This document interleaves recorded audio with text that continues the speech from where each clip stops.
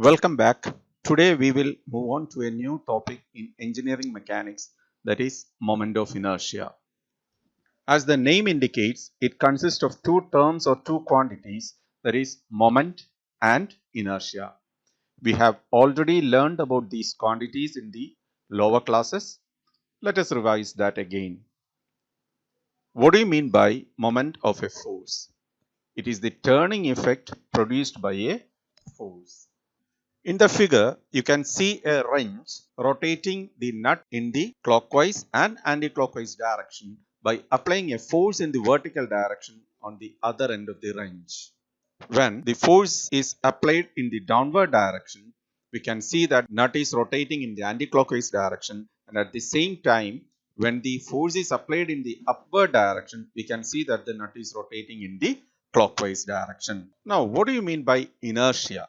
It is nothing but the resistance towards any change in the state of rest or state of motion. Also, it can be the resistance to deformation. So, when we keep these two quantities together, we get a new physical quantity which is known as the moment of inertia. Now, the next question is, how will you find out the moment of a force about a point mathematically? It is the product of the force and the perpendicular distance between the line of action of the force and the moment center, that is the distance r. So m will be equal to p into r. This is known as first moment of a force. Now, if this moment of a force is again multiplied by the same perpendicular distance, it becomes moment of a force, which is also known as second moment of a force. Now, in place of force, if we are using the area, it becomes the second moment of an area. And at the same time, if we are replacing this force by mass, then it becomes the second moment of a mass. And all these second moments are termed as moment of inertia. Now, the moment of inertia is mainly classified into two types. They are area moment of inertia and mass moment of inertia. Now, in the case of area moment of inertia, we will be using the area, and in the case of mass moment of inertia, we will be using the mass of the object. So, area moment of inertia will be equal to area into distance, that is AR square, and the unit can be mm raised to 4 or meter raised to 4. Now, mass moment of inertia will be equal to mass into distance, that is mr square, where m is the mass of the object and the SI unit will be kilogram meter square. Now, the next topic is moment of inertia of an area of a plane figure with respect to an axis in its plane, that is rectangular moment of inertia. For that, let us consider plane figure having an area capital A. Let OX and OY be the reference axis about which we need to find the moment of inertia of this plane figure. Let capital G be the centroid of this plane figure, which is at a distance of x bar from y axis and y bar from x axis. Now, in order to find the moment of inertia of this plane figure with respect to the reference axis, we will first divide this figure into infinite number of elements like this.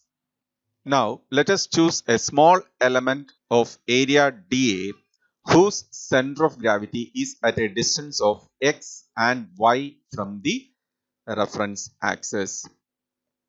Now, in order to obtain the moment of inertia of the entire area, first we will try to find out the moment of inertia of the elemental area about any one of the reference axes. Let us consider y axis first. So, moment of inertia of the strip about y axis will be equal to area of this element into distance square, that we have already learned here, right? Area into distance square will give you the moment of inertia of that elemental area. So that will be equal to dA into what is the distance from y? It is x. So x square. Similarly, you can find out the moment of inertia of this elemental area about the x-axis also. So that can be obtained as area of the element, that is dA into the distance from x-axis square, that is dA into y square. Now, in order to get the moment of inertia of the whole area, we will integrate the above equations. So, moment of inertia about y axis, which is denoted by Iyy, will be equal to integral of this one dA into x square, which will be equal to ax bar square, and the moment of inertia of the whole area with respect to x axis, which is denoted by Ixx, will be equal to integral of dA into y square, which is equal to ay bar square. Now, these two moment of inertias, that is Iyy and Ixx, are called a rectangular moment of inertia. Now, if we know the exact number of elements in the plane area, then we can use the following equation. That is, Iyy is equal to sigma ai xi square, which is equal to a1 x1 square plus a2 x2 square plus etc. plus an xn square, which also will be equal to a into x bar square. So here the number of elements present in the plane figure is 1 to n.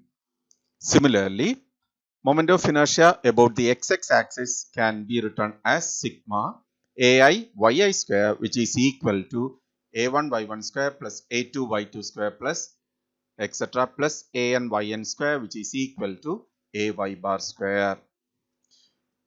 Now, in place of area, if we use mass, then the corresponding moment of inertia is known as mass moment of inertia.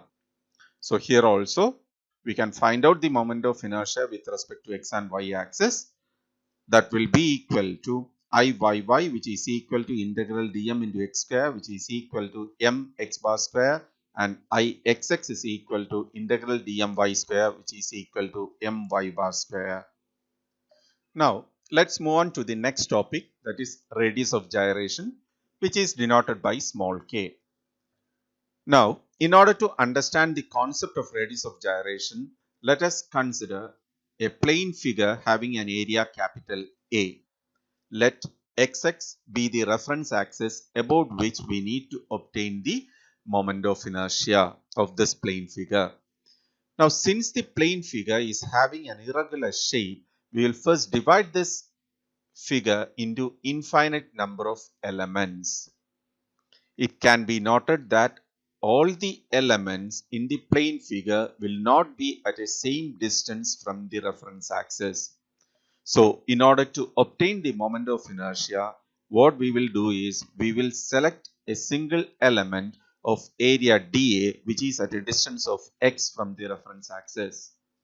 Then we will find the moment of inertia of this elemental area about the x axis, and on integrating that equation we will get the moment of inertia of the total figure. So that will be Ixx, which is equal to integral dA into x square.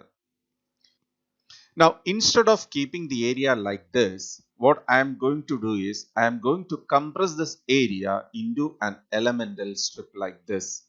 But the area is kept same as the area of the first one. Let xx be the axis about which I need to obtain the moment of inertia of this elemental strip. Now, in order to obtain the same moment of inertia, where will you keep the elemental strip from the reference axis? That is the question. So let that distance be k. Now, one more point to be remembered, when you choose any point on this elemental strip, all the elements will be having the same distance from the reference axis. So you can simply write a into k square for obtaining the moment of inertia. As I have told earlier, the moment of inertia must be same as the moment of inertia obtained in the first case. So this will be Ixx. So from this equation, area is known, moment of inertia is also obtained here. So you can find out the value of k which is known as the radius of gyration. So in order to obtain the same moment of inertia, you need to keep the elemental strip at a distance of k from the reference x-axis axis. That distance is known as the radius of gyration. So radius of gyration of a body is defined as the distance from an axis of reference where the whole area or mass of the body is assumed to be concentrated so as not to alter the moment of inertia about the given axis. Now let's move on to the next topic, that is theorem of the perpendicular axis or perpendicular axis theorem.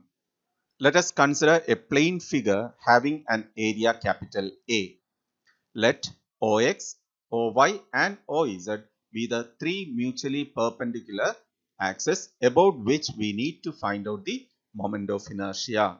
Now here you can see that both the X and Y axis are parallel to the surface of the plane figure and Z axis is perpendicular to the surface of the plane figure. If Ixx denotes the moment of inertia of this plane figure about the x-axis and Iyy denotes the moment of inertia of the plane figure about y-axis, then using the theorem of perpendicular axis, we can find out the moment of inertia of this plane figure about the z-axis using the formula Izz is equal to Ixx plus Iyy.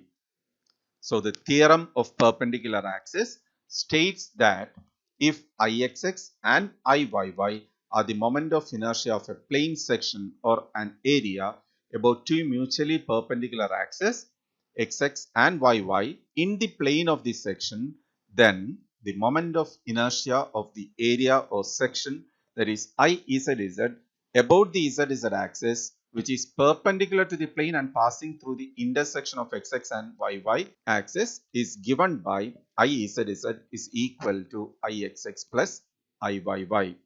Now, in order to prove this theorem, let us consider a small elemental area at a distance of x from the y-axis, y from the x-axis and r from the z-axis.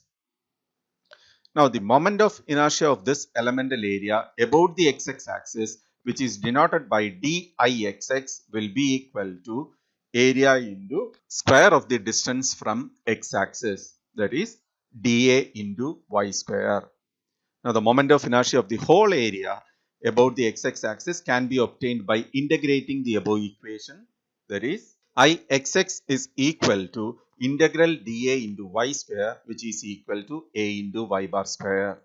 Similarly, we can find out the moment of inertia of the elemental area about the yy axis, that is dIyy, which is equal to dA into x square, where x is the distance from the y axis. And the moment of inertia of the whole area about yy axis can be obtained by integrating the above equation. That is Iyy is equal to integral dA into x square, which is equal to ax bar square. So we have obtained the moment of inertia of the whole area about the x-axis and y-axis. Now, if we want to find out the moment of inertia of the elemental area about the z-axis, which is denoted by dIzz, can be obtained by multiplying the area by the square of the distance from the z-axis, that is dA into r square. So how will you find out the moment of inertia of the whole area? Again, by integrating this equation, we will get the moment of inertia about the z axis, which is denoted by Izz, which is equal to integral dA into r square. Now from the figure, we can see that this is a right angle triangle. Therefore, r square can be written as x square plus y square. So the above equation, that is Izz, becomes integral dA into, instead of r square, we can write x square plus y square, which is again equal to integral dA into x square plus integral dA into y square. But we have already found out what is integral dA into x square. That is nothing but Iyy. And what is integral dA into y square? That is Ixx. So IZZ is equal to IYY plus IXX. Hence, the perpendicular axis theorem is proved. And in this case, IZZ can be represented as J, which is also known as the polar moment of inertia. Now, the next topic is theorem of parallel axis, which is also known as parallel axis theorem or displacement of the axis parallel to itself. So, here also we will consider a plane figure having an area capital A. Let G be the centroid of this plane figure and let us assume XX axis passing through the centroid of this plane figure. And this axis is known as the centroidal axis. Now, if we know the moment of inertia of this plane figure about this centroidal XX axis, which is denoted by IGG, then it is possible to find the moment of inertia of the same plane figure with respect to any axis which is parallel to this centroidal axis using parallel axis theorem. So here small h denotes the distance between the centroidal x-axis and the axis AB, about which we need to find out the moment of inertia. So the theorem of parallel axis states that if the moment of inertia of a plane area about an axis passing through the CG of the plane area be represented by IGG, then the moment of inertia of the given plane area about a parallel axis AB, which is at a distance of h from the centroidal axis, is given by IAB is equal to IGG plus A into h square. So here IAB denotes the moment of inertia of this plane figure about the axis AB.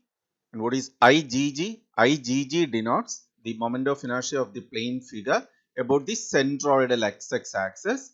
And what is A? A is the area of this plane figure and h is the distance between the centroidal axis and the axis about which we need to find the moment of inertia, that is AB.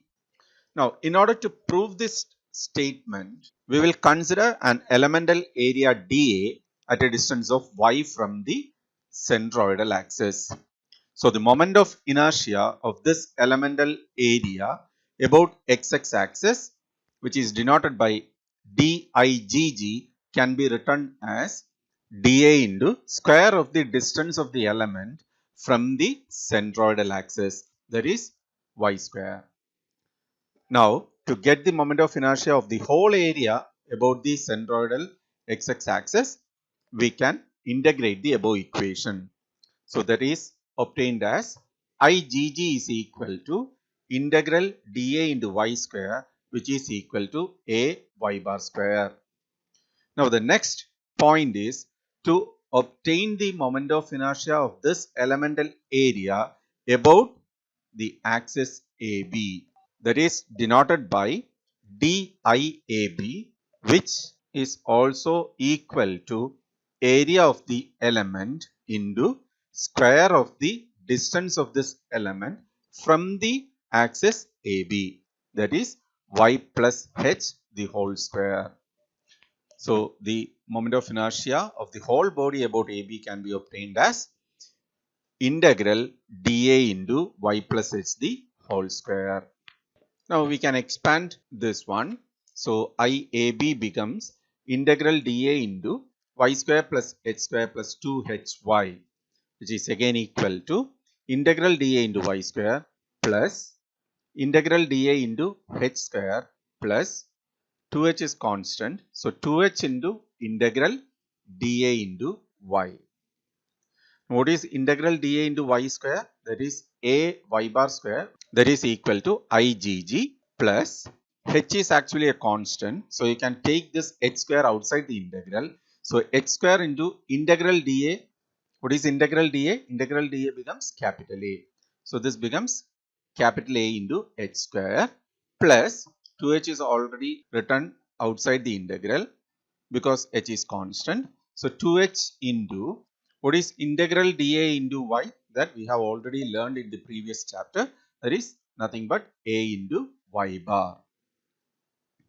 Now what is y bar? Y bar is the distance between the centroid and the centroidal x-axis axis. So here, since the x-axis axis is passing through the centroid, this y bar becomes 0. So this term vanishes. Therefore, IAB becomes IGG plus AX square. Hence, the statement is proved. Now, we will see how to determine the moment of inertia of various simple sections such as rectangular section, circular section, triangular section, etc. about an axis passing through the centroid of the section, and also about an axis which is parallel to the centroidal axis and passing through the base of the sections. So, let us take the first one, that is rectangular section. So, as I have told earlier, we will be considering two different cases. The first one is with respect to an axis passing through the centroid of the section, and second one will be about an axis parallel to the centroidal axis and passing through the base of the rectangular section. So, let us take the first case. So, for that, we will consider a rectangular section of size b by h. Let capital C be the centroid of the rectangular section and let xx be the axis passing through the centroid. Now, we need to obtain the moment of inertia of this rectangular section about this centroidal x-axis axis. So, for that, first we will divide the entire rectangular section into infinite number of elements. Then, we will choose any one element which is kept at some distance from the reference axis, and we will try to obtain the moment of inertia of that particular element with respect to the centroidal x-axis axis. Now, once that equation is obtained, we will integrate that between the limits to determine the moment of inertia of the entire rectangular section about the required centroidal x-axis axis. So here I am going to choose an element of thickness dy which is at a distance of y from the centroidal axis. Now, the area of this element can be obtained by multiplying dy by the width of the element. So, dA is equal to b into dy. Now, the moment of inertia of that element about the x-axis axis, that is digx. I am going to denote the centroidal axis as igx. So, for the element, it will be digx, which is equal to area, that is b into dy into the distance square, that is y square. So, in order to obtain the moment of inertia of the entire area about x-axis axis, we need to integrate this equation between the limits minus h by 2 to plus h by 2. So, igx will be equal to integral minus h by 2 to plus h by 2 b into dy into y square, which is again equal to b is constant. So, you can take that outside. So, b into integral minus h by 2 to plus h by 2 y square dy, which is equal to b into y cube by 3, and on substituting the limits and simplifying, we will get the equation as bh cube by 12. So, the moment of inertia of the rectangular section about the centroidal x-axis axis can be written as bh cube by 12. Similarly, you can find out the moment of inertia of the same rectangular section about the y axis also, and that can be denoted by igy, which will be equal to b cube into h by 12. Now, coming to the second case, that is, we need to obtain the moment of inertia about an axis passing through the base of the rectangular section, and that axis will be parallel to the centroidal x-axis axis. So, again, we will consider the same rectangular section having dimension b by h. Let C be the centroid of the rectangular section and x-axis be the centroidal axis. Now, we need to obtain the moment of inertia of this rectangular section about an axis passing through the base. which is shown here as AB. From the figure, it is clear that AB axis is parallel to the centroidal XX axis. We have already obtained the moment of inertia of the rectangular section about the centroidal XX axis. Now, using the parallel axis theorem, it is possible to obtain the moment of inertia of the rectangular section about axis AB. So, for that we can use the equation IAB is equal to IGX plus A into H square. What is H here? H is the distance between the centroidal XX axis and the axis about which we need to obtain the moment of inertia. That is axis AB. And we know that distance is equal to H by 2. Now, we have already obtained the moment of inertia of the rectangular section about centroidal XX axis, that is equal to BH cube by 12. So, we can substitute those values here. So, IAB will be equal to BH cube by 12 plus area of the rectangular section, that is B into H, and we know the distance between the two axes is H by 2. So, you can substitute that value here. So, H by 2 the whole square.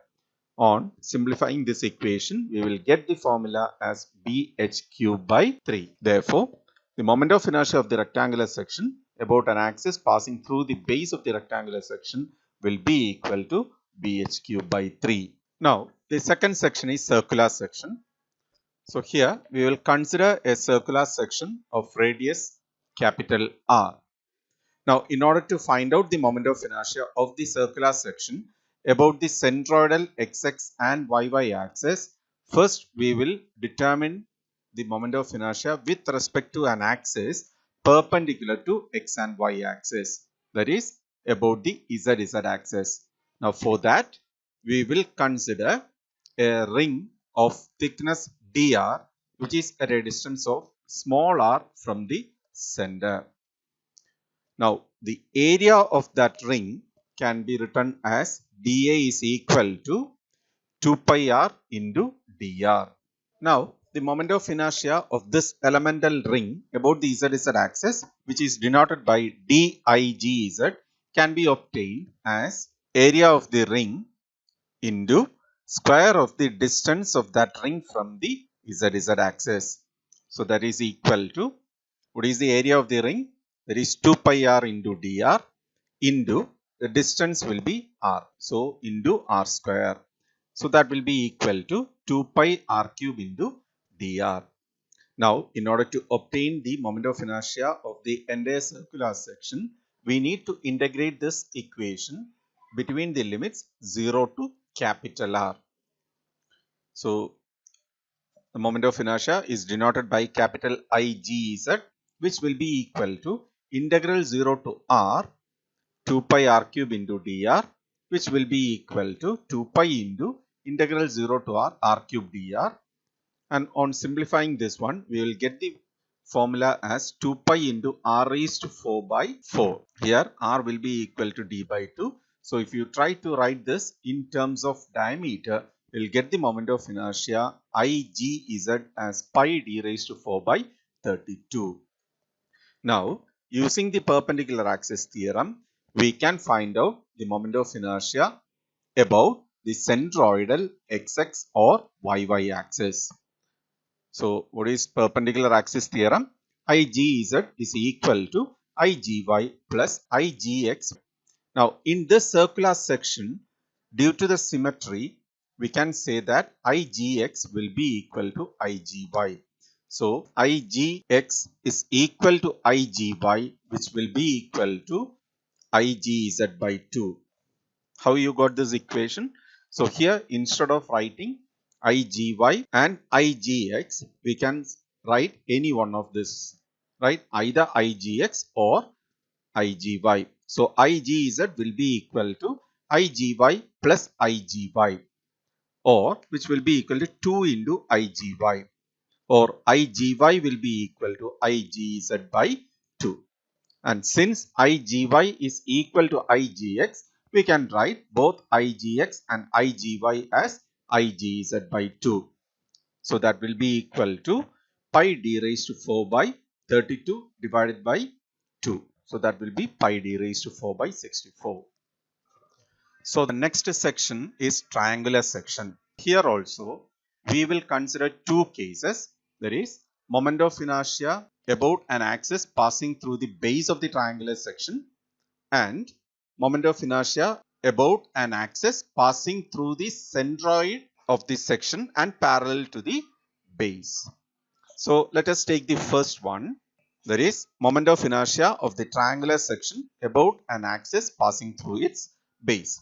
So here let us consider a triangular section of dimension b by h and let us assume an axis passing through the base of the triangular section about which we require the moment of inertia.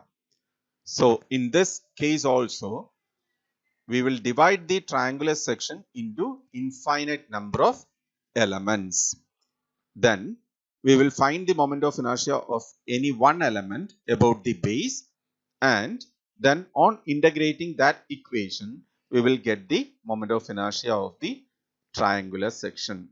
So here one point is to be noted, that is when we move from the base to the top of the triangular section, we can see that the width of the element is changing, or it is a variable quantity. Now let us choose one element which is at a distance of y from the top of the triangular section. Let the thickness of that element be dy and let the width be d dash. Now the area of that strip dA can be written as b dash into dy. The moment of inertia of this elemental area about the base can be written as dIBC, which is equal to area of the strip into square of the distance of that strip from the base. Now what is the distance of element from the base? That is h minus y. In order to get the moment of inertia of the triangular section, we will integrate the equation dIBC. Moment of inertia of triangular section about BC, which is denoted by IBC, will be equal to integral 0 to h b dash into dy, which is the area of the element, into h minus y the whole square. Now here in this equation, you can see there are two variables. One is b dash and the other one is y. So in order to solve this integral equation, we need to write any one variable in terms of the other variable, so that in the equation there will be only one variable. So what I am going to do here is I am going to write b dash in terms of y. So for that, let us consider two triangles ADE and ABC. They are similar triangles. So we can write b dash by b will be equal to y divided by h. From this equation, we can write b dash is equal to by by h. So our equation IBC becomes integral 0 to h by h into h minus y the whole square into dy. Here b by h is a constant, so you can take that outside the integral. So equation becomes b by h into integral 0 to h y into h minus y the whole square into dy, which can be written as b by h into integral 0 to h y into h square minus 2hy plus y square dy. And on simplifying this equation, we will get IBC is equal to BH cube by 12. So the moment of inertia of the triangular section about an axis passing through the base of the triangular section will be BH cube by 12. Now the second case is we need to obtain the moment of inertia of this triangular section about an axis passing through the centroid of the triangular section, which will be parallel to the base. For that, let us consider the same triangle here. We have already found out the moment of inertia of this triangular section about the base BC. And now we need to obtain the moment of inertia about the axis xx, which is passing through the centroid and which is parallel to BC. So here we can apply the parallax theorem. What is parallax theorem? That is IBC is equal to IGX plus area into h square. So in our case, what is h? H is the distance between xx and the base. So for a triangular section, we know that the centroid will be at a height of h by 3 from the base. So in this equation, h will be equal to h by 3. So IBC will be equal to IGX plus A into h by 3 the whole square. Now from this equation, we can find out IGX. So what will be IGX? IGX will be equal to IBC minus area into h by 3 the whole square. Now IBC we have already found out, that is BH cube by 12 minus what is area of the triangle? Half into base into altitude into h by 3 the whole square. And on simplifying this one, we will get the moment of inertia as BH cube by 36. Now let's take the next section, that is semicircular section. So here we will consider three cases. One is moment of inertia about an axis passing through the base.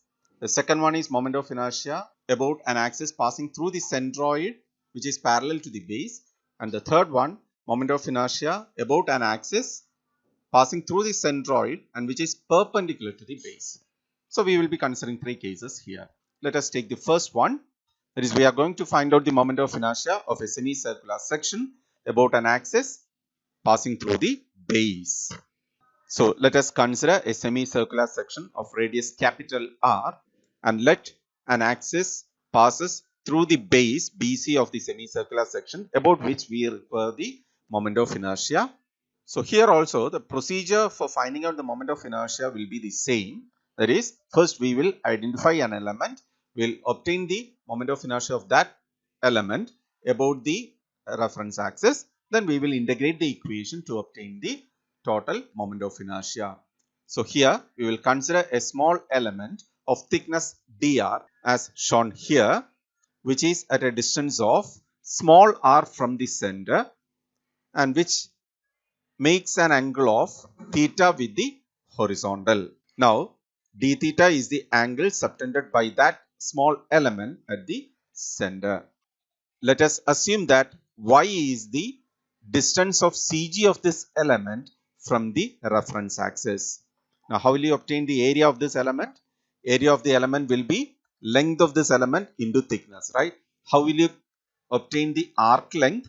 That will be r into d theta. R d theta is the arc length and dr is the thickness. So area of the element can be written as dA is equal to r d theta into dr. Now, the moment of inertia of this element about the base can be written as DIBC, which is equal to area of the element into this distance square. Distance of CG of the element from the reference axis square. Now, what is y in terms of theta here? So, here we can consider a right angle triangle. Now, from this right angle triangle, what is sine theta? Sine theta will be opposite side, that is y by r. So y can be written as r into sine theta, right? Now in order to obtain the moment of inertia of the semicircular section about BC, we will integrate the equation dIBC. So IBC will be equal to, here we need to integrate twice to get the moment of inertia. So that is integral 0 to pi integral 0 to r y square dA. So we need to integrate with respect to theta from here to here, and then we have to integrate with respect to r from here to outer surface, right? So we have to integrate twice. So our equation becomes integral 0 to pi integral 0 to r. What is y? Y is r sine theta. So r into sine theta the whole square into what is area? Area is r d theta into dr. So which will be equal to double integral r cube sine square theta d theta into dr. Okay, so here first we will integrate this equation with respect to r. So after integrating that one, we'll get r as constant and you can take that r outside the integral 0 to pi. So equation becomes r raised to 4 by 4 integral 0 to pi and the remaining will be sine square theta d theta. What is integral 0 to pi sine square theta d theta? That is pi by 2. So our equation becomes r raised to 4 by 4 into pi by 2. That is IBC will be equal to pi r raised to 4 by 8 in terms of radius. And if you are writing this equation in terms of diameter, it becomes pi d raised to 4 by 128. That is r is equal to d by 2. You can substitute that here. So we'll get pi d raised to 4 by 128. Now the second case is we need to find out the moment of inertia of this section about an axis passing through the centroid which is parallel to the base. So I have considered a semicircular section like this. We know the centroid of that semicircular section will be at a distance of 4r by 3 pi from the base. So I have marked the x-axis axis. We can see that x-axis axis is parallel to BC. So you can apply the parallel axis theorem. So what is parallel axis theorem? IBC is equal to IGX plus A into x square. Now in our case, what is h? H is the distance between these two axes, that is 4r by 3 pi. And we have already found out the value of IBC, formula for IBC. So you can substitute that here. So IGX will be equal to IBC minus area into 4r by 3 pi the whole square, which is equal to pi r raised to 4 by 8 minus area of the semicircular section is pi r square by 2 into 4r by 3 pi the whole square. On simplifying this one, we will get the formula as 0.11 r raised to 4. Now we will move on to the third case. That is, we are going to find out the moment of inertia of this semicircular section about an axis YY which is passing through the centroid and which is perpendicular to the base BC. So here also we will identify an element first and we will find out the moment of inertia of this element with respect to YY axis, and then integrating that equation we will get the total moment of inertia. So area of the element dA will be equal to r d theta into dr. Moment of inertia of the elemental area about YY axis can be obtained as DIYY is equal to dA into x square, where x is the distance of CG of the element from the YY axis. Now from this right angle triangle, if this angle is theta, this angle also will be theta. So what is cos theta from the figure? Cos theta will be adjacent side by hypotenuse, that is x by r, or we can write x is equal to r into cos theta. Now in order to obtain the moment of inertia of the whole area about the YY axis, we will double integrate this equation of DIYY.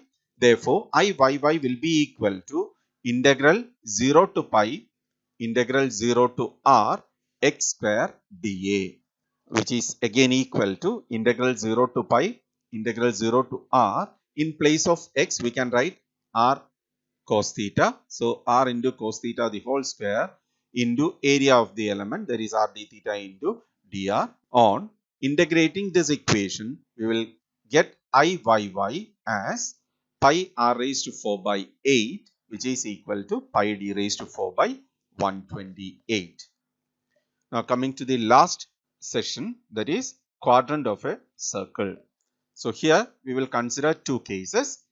First one, finding the moment of inertia about an axis passing through the base, and the second one about an axis passing through the centroidal axis which is parallel to the base. Now let's move on to the first case.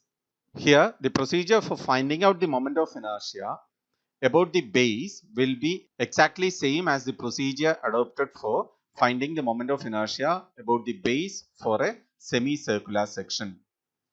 So the only difference will be in the application of limits. In the case of semicircular section, the theta varies from 0 to pi. But from the figure itself, you can see that in the case of quadrant of a circle, the theta varies from 0 to pi by 2. So that is the only difference to be adopted here. So I am not going into the details of deriving the formula. Finally, I will be getting the moment of inertia of the coordinate of a circular section about an axis passing through the base as pi r raised to 4 by 16 in terms of radius, or pi d raised to 4 by 256 in terms of diameter. Now, because of the symmetry, IOA also will be same as IOB, which also will be equal to pi r raised to 4 by 16 in terms of radius and pi d raised to 4 by 256 in terms of diameter. Now, the second case, we need to obtain the moment of inertia of the coordinate of a circular section about an axis passing through the CG of the section, which will be at a distance of 4r by 3 pi from the base. So here also we can apply the parallel axis theorem. That is, IOB is equal to IGX plus A into H square. In this case, H will be equal to 4r by 3 pi. Therefore, from this equation, we can find out IGX. IGX will be equal to IOB minus A into, in place of H, we can write 4r by 3 pi the whole square.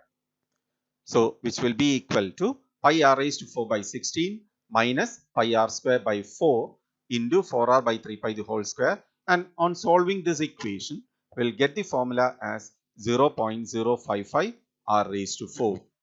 And because of the symmetry, IGY also will be same as IGX, which will be equal to 0.055 r raised to 4.